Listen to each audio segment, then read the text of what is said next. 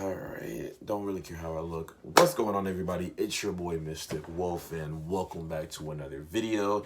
Today, I just kind of feel like ranting, just kind of feel like sharing thoughts on certain things that had happened recently. I'm kind of treating this low-key as like a little podcast or a little thing where I just share like random thoughts, random things that kind of happened throughout the week, or more so some recent, some a little bit old, if you're around the internet and stuff like that. So I just wanted to just share these thoughts real quick. I'll leave little timestamps, on the little video, on the video, whatever, so like which topic I'm talking about, so that way no one really gets confused. So I'm just kind of gonna go through these topics just one at a time and just kind of just talk my shit, because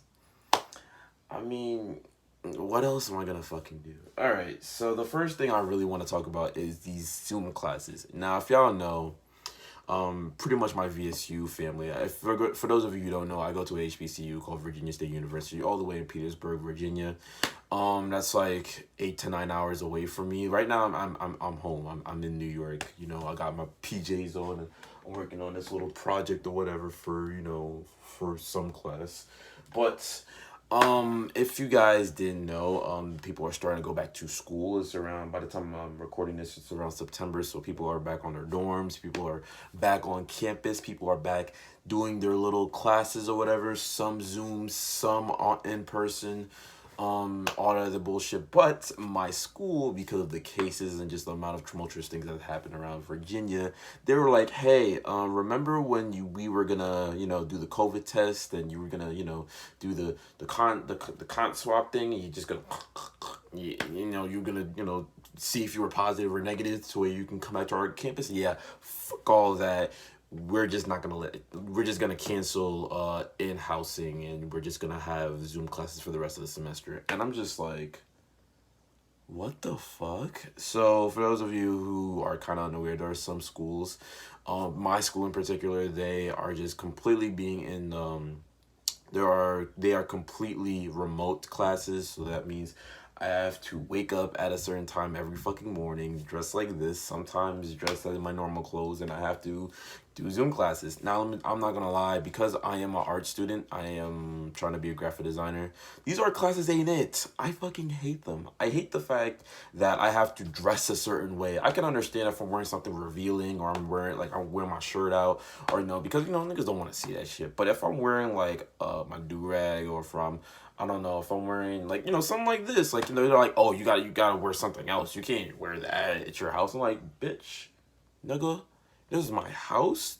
I wear what I want to wear. Why is it whatever I wear bothers you? Why when I put on a cap, or when I put on a silky, or whenever I put on clothes like this, it bothers you? Like, it seems like no one else is making it a big deal other than yourself. And I don't understand, because we're not in a school setting, that you need to tell me where I need to wear at a online class. Like, I just don't understand. I already paid a lot of goddamn money to be in these classes. Please do not tell me what the fuck to wear. I'm being ridiculously deadass about that too. It's stupid, and it's really just dumb how they're kind of treating everything. But it makes sense, because I'd rather not get COVID and not be tested positive. Right now, I'm negative, so thank God. Whew. But I guess the school just has a really bad tendency of just making things last minute. I wish they had done this before, because they had canceled the move-in for 2 weeks, because originally it was supposed to leave at August 14th, but then they had changed it to like around September 7th, and then now everything is just canceled. We just have to go to Zoom classes. And knowing, depending on your major, that could be a good or a bad thing, because sometimes people who are just psych majors, or just normal majors, kind of just like, I'm just majoring in this field because I don't really know what to do in life, because my parents told me to.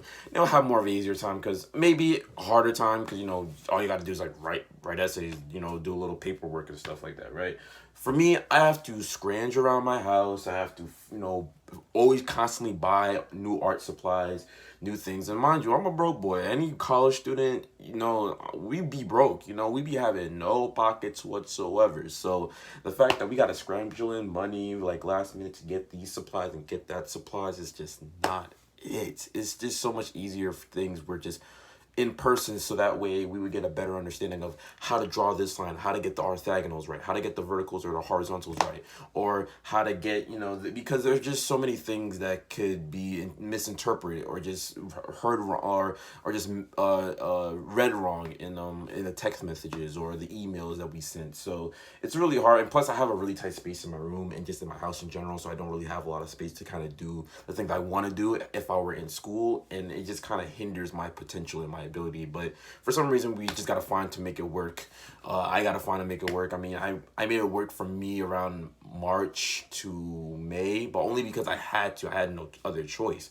And mind you, it was only for 2 months, but I still didn't like doing it either way. It was still annoying to do, and it's still annoying to do now. Then again, it's September, and I'm not completely done until November, so I only have 2 more months. So hey, the time's going by really fast, so hopefully I can survive these Zoom classes. And for anyone who has Zoom classes, I'm praying for y'all. This is totally not easy. I hope that you guys have a prosperous and successful semester. I know it's really hard for everybody to kind of transition to remote classes. And, I wish you guys, were able to like hug your friends, touch your friends, be able to hang out with your friends. And I know some people are kind of doing that now, but it's going to be a lot harder to kind of get the information and, get the knowledge that you need, and to also do the work, successfully and execute it successfully, because, you have so many deadlines, you have so many things going on in your personal life. I understand maybe people have siblings and other things they have to do in their lives.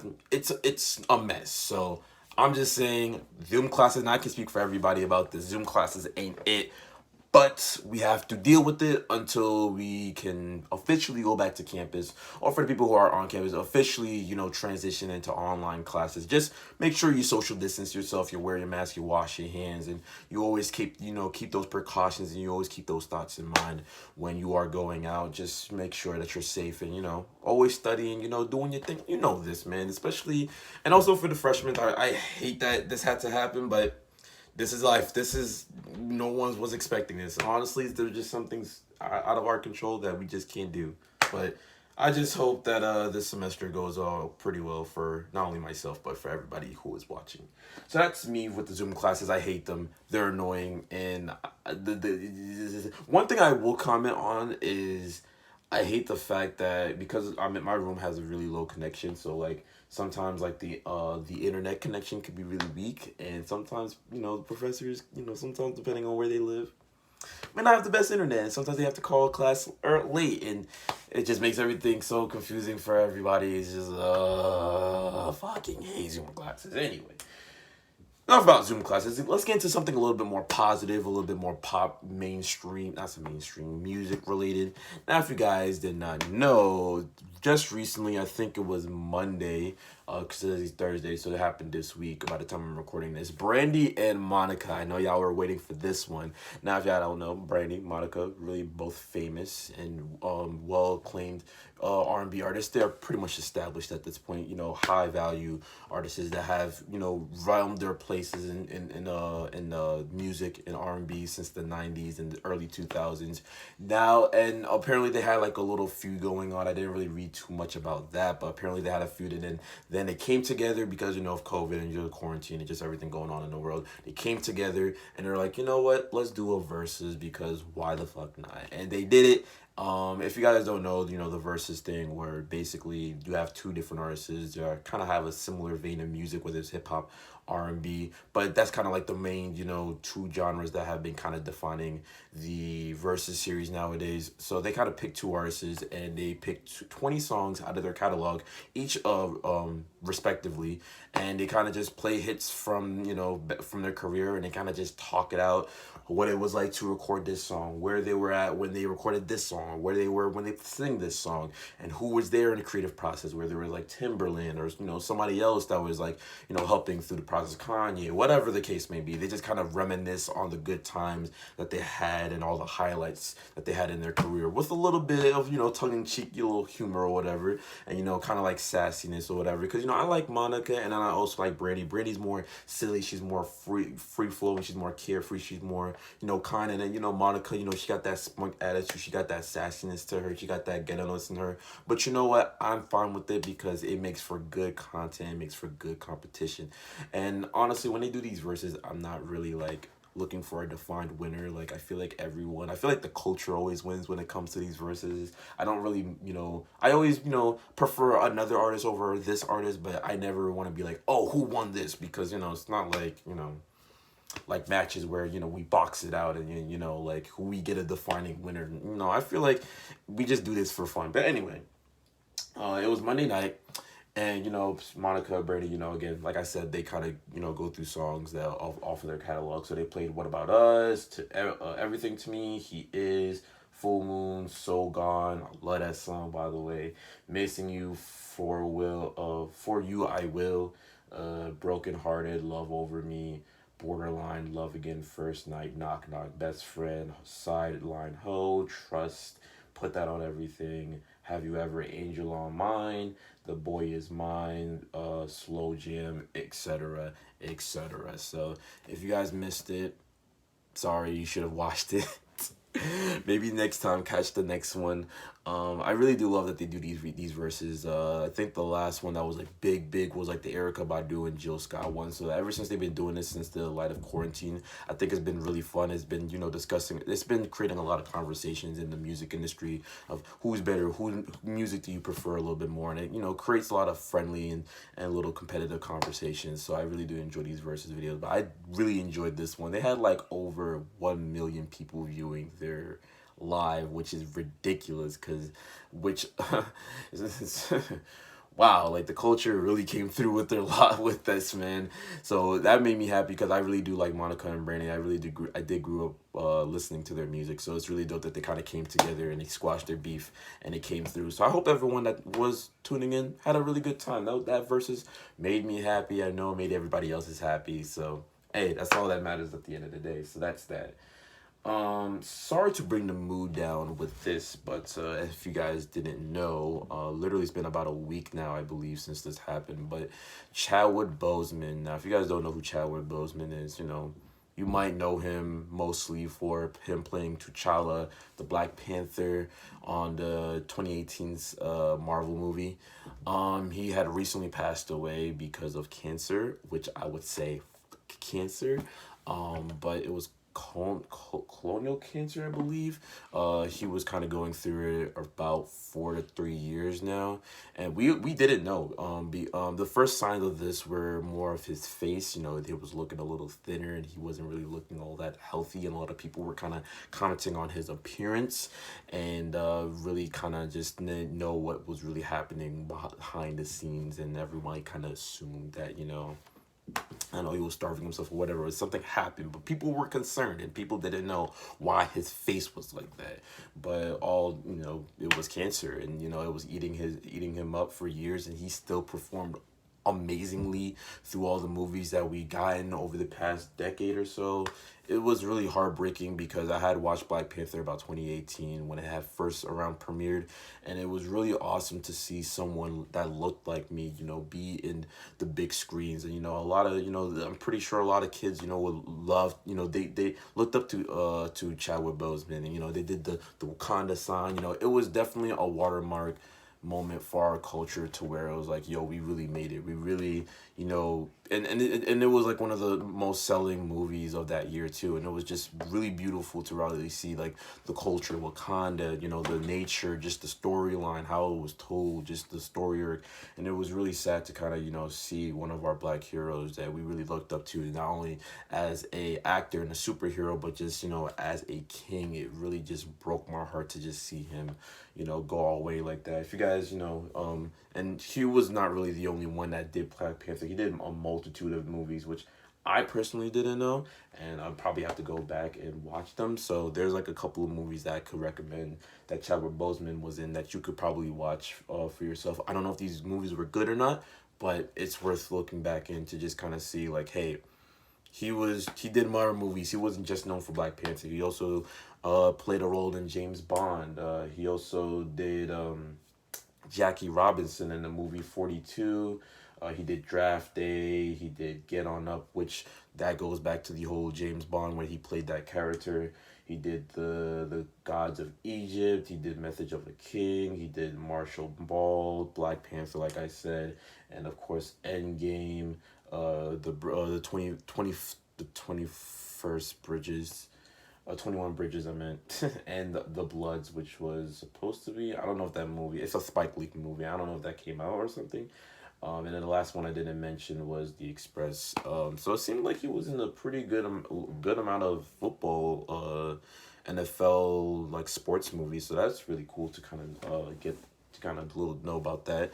Also, I didn't really know, but he was also coached by because I think he was going to film school, and I think Denzel Washington had coached him and kind of had paid for his school. So that was really dope. That when he got his Grammy, when he got his Oscar, he kind of did pay homage to Denzel Washington for paying his school, and for paying his debts and stuff like that. And we got a really amazing, one of the more charismatic and one of the more humblest actors in the movie industry. I don't really watch a lot of movies, but when I did watch Black Panther, it was a joy to watch him just be with the queens, being with the tribe and the clan, and doing the Wakanda sign, and just seeing him in action. It was just like it was great. It was a marvel, no pun intended, to watch. So the one thing that I could just remember him is just all the greatness that he had provided through those years when he was battling. And man, I just pray for the family. I pray for friends, his colleagues, and his fans and his loved ones. It was really sad to kind of see another one of our Black Kings go. We thought Kobe and Gianna was bad.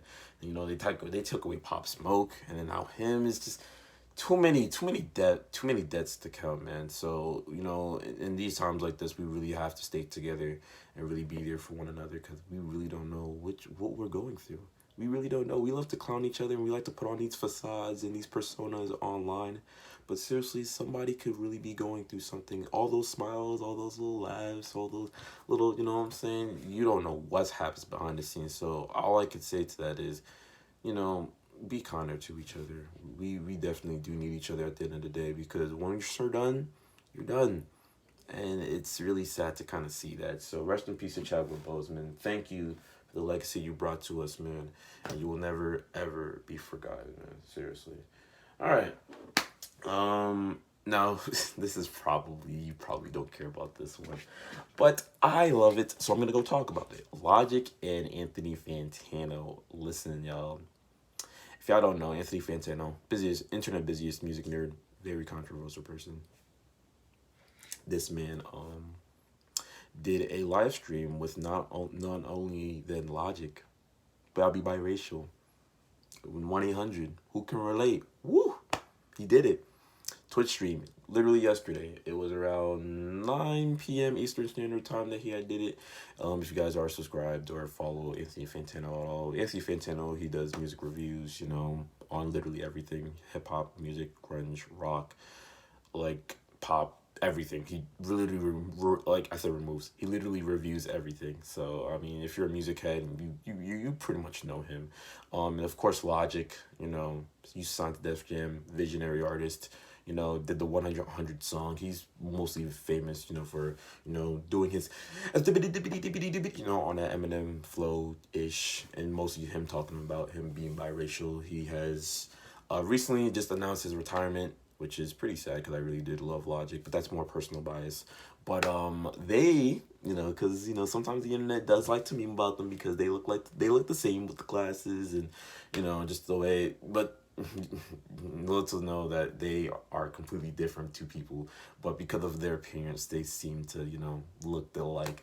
But they got together. Anthony Fantano had reviewed Logic, and I will say that it was the most wholesome